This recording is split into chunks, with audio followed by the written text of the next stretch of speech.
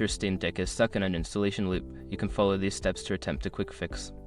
This guide will help you troubleshoot and resolve the issue. Step 1. Power off the device. Hold down the power button for about 10 seconds until the Steam Deck powers off completely. Wait for a few moments before turning it back on. Step 2.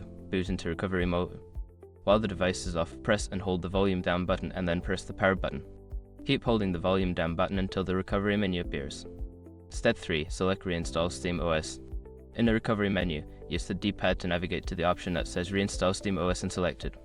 This will initiate the process of reinstalling the operating system.